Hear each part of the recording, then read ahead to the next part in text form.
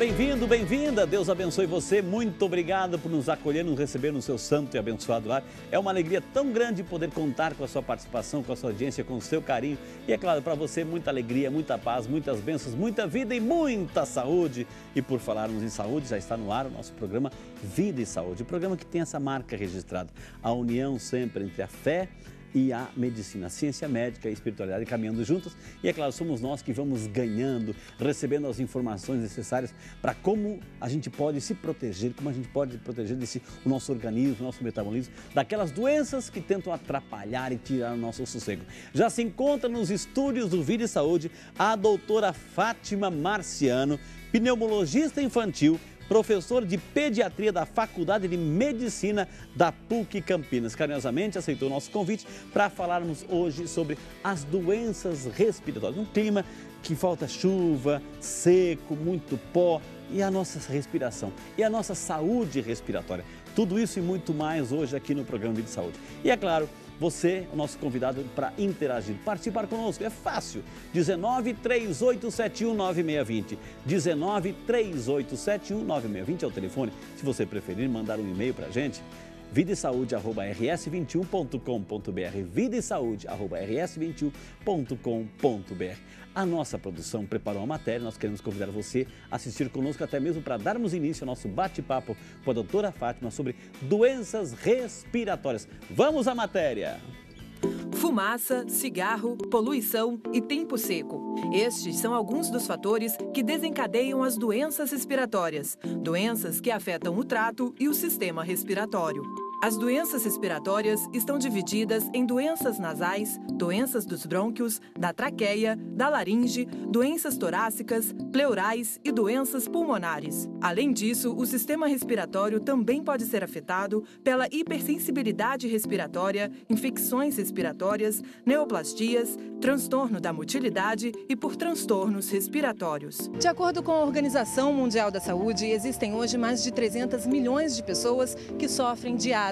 Outras 210 milhões sofrem com a doença pulmonar crônica. Além disso, aqui no Brasil, a cada ano são registrados 8 mil casos de tuberculose. Para quem não se assusta com esses números, fica o alerta. As doenças respiratórias ocupam o posto da terceira causa de morte no mundo. João Neres sofre de asma desde os 2 anos de idade e fala das dificuldades que encontrou já na época da escola por conta da doença. Na escola, na época, era o primeiro ano, segundo ano, terceiro ano, quarto ano de escolaridade, né?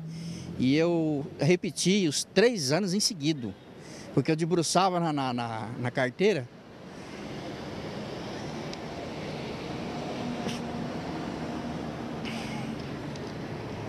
E não conseguia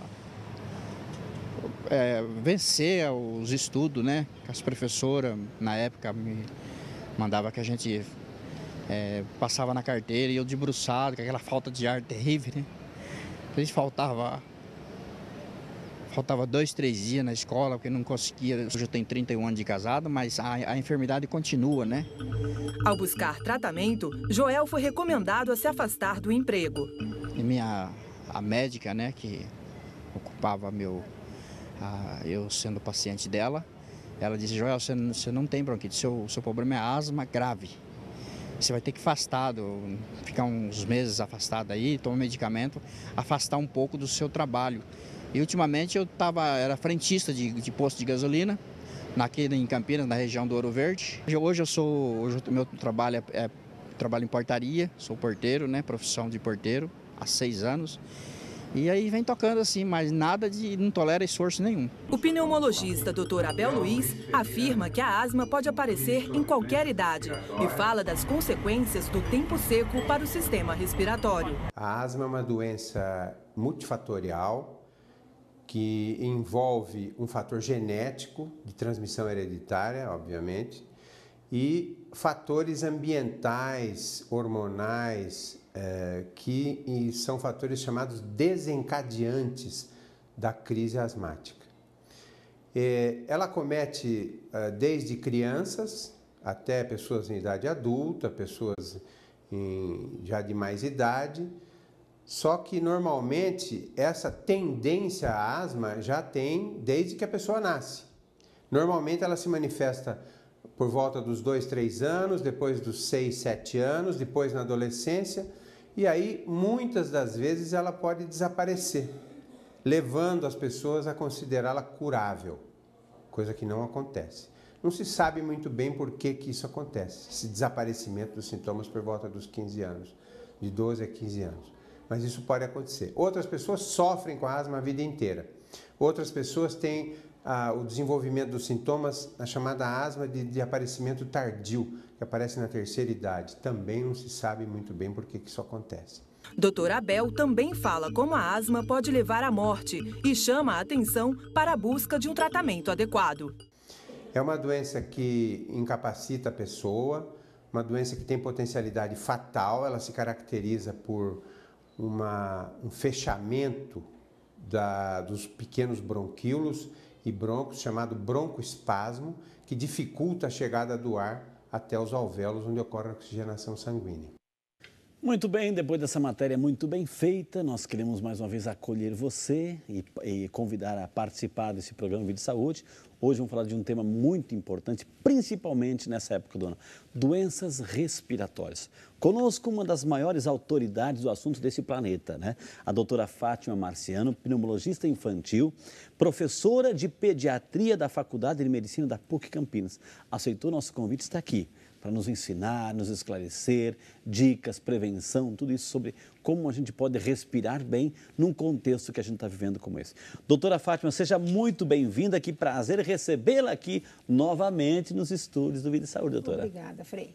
Eu que agradeço o convite. Eu tenho certeza que quem está em casa está aumentando o volume do televisor, doutora, para não perder nenhuma das suas explicações, viu? Olha que responsabilidade. Seja muito bem-vinda, viu? Obrigada. Doutora, a gente viu a matéria aí, inclusive asma, né? A gente viu uma matéria forte sobre asma. Inclusive aquele senhor se emocionou, né? Porque na sua infância, adolescência, sofria um certo preconceito, porque, coitado, tinha dificuldade de respirar.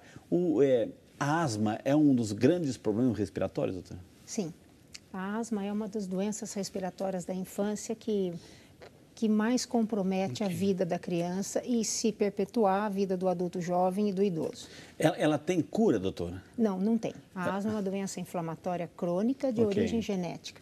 Então, a gente não cura o paciente. A gente estabiliza a doença dele para que ele não viva em crises de asma, com falta de ar, né? E ele vai ter que usar, tem uns que usam uma bombinha, não sei se existe hoje ainda. Não. Tem, né? O tratamento hoje mais moderno que tem da asma são os sprays, que a gente chama de bombinha, mas são os sprays. Né? Tem o sistema pó e o sistema spray. Né? Então, todos esses sistemas são para prevenção da crise de asma. Você não cura a doença no paciente, mas ele vai viver bem praticamente a vida toda. Doutora Fátima, a gente está vivendo aí, né, nessa época, principalmente no Brasil afora, e em especial em São Paulo, a gente está vendo que não está chovendo, o clima está cada vez mais seco, muita poeira. O que isso está trazendo para a nossa respiração, doutora? Olha, o clima seco, o pó de maneira geral, para quem tem doença respiratória é muito ruim, né? Dificulta a respiração. Imagina que normalmente o paciente asmático, ele tem também uma rinite alérgica, que é a mesma doença. A rinite alérgica é a asma do nariz, né? Então, é a mesma doença. Então, quem tem rinite alérgica, que tem os sintomas espirra, coça, entope, escorre. Eu costumo dizer para os alunos, espirra, coça, entope, escorre com tudo, com mudança de tempo, com poeira, com gato, com perfume, com cigarro. E qual é a função do nariz? É esquentar o ar que a gente respira e umidificar o ar. Então, quem tem rinite alérgica já tem o aquecedor quebrado, já tem o purificador quebrado. Então, não purifica bem, não aquece bem, esse ar vai chegar no pulmão com as impurezas, mais frio do que deveria. Então, essa associação rinite-asma, né, complica muito a vida do asmático. E esse clima seco, essas impurezas, isso tudo complica muito. O ar umidificado é melhor para se respirar. Doutora, até mesmo para quem está em casa, para localizar o programa, para saber da temática, quando a gente fala de doenças respiratórias, estamos falando quais as principais doenças, é todo o sistema respiratório, é claro, mas os principais nomes dessas doenças respiratórias, doutora? Olha, a gente poderia começar falando do bebezinho. O bebezinho, abaixo dos 6 meses de vida, eles são acometidos por uma doença que toda mãe que já teve um bebezinho deve saber, que é a bronquiolite viral, bronquiolite aguda viral. Por quê? O bebezinho, ele tem um brônquio menor ainda, o bronquíolo menor ainda, então ele é acometido por doenças inflamatórias. E se em contato com alguém com um resfriadinho, ele às vezes faz uma bronquiolite que ele vai parar na UTI um mês. Então, a bronquiolite viral. Depois nós temos a asma e a rinite alérgica, como sendo grandes causadores de problemas respiratórios na infância. Já que o neném, a senhora é professora e é pneumologista infantil, professora de pediatria, já que o neném tem essa fragilidade mais aguçada, e é normal, né? Ou seja, é recomendável, por exemplo, assim, que a mamãe e o papai leve o nenenzinho assim para passear num shopping, em locais de grande aglomeração. É recomendável ou o ideal é que ele fique o mais isolado possível em casa, se fortalecendo, doutora? O ideal é que ele fique em casa. Porque um bebezinho saudável, uma criança saudável, que tem imunidade boa, ela já nasce com a imunidade contra vírus ruim. Um bebê nasce com imunidade ruim, apesar de ter uma boa imunidade na vida.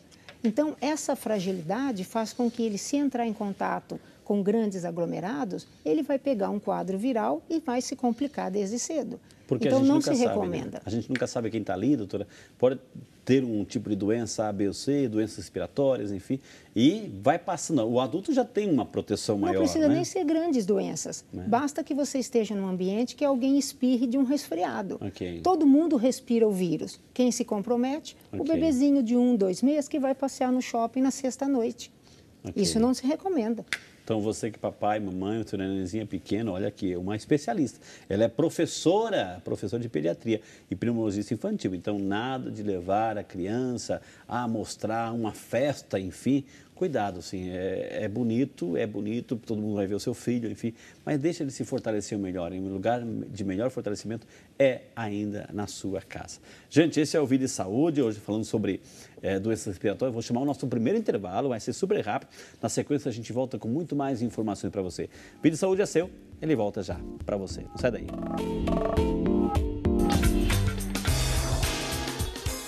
Uma dica para evitar, para minimizar, melhor dizendo, os efeitos da seca e da poluição que acontecem no inverno é uma boa hidratação.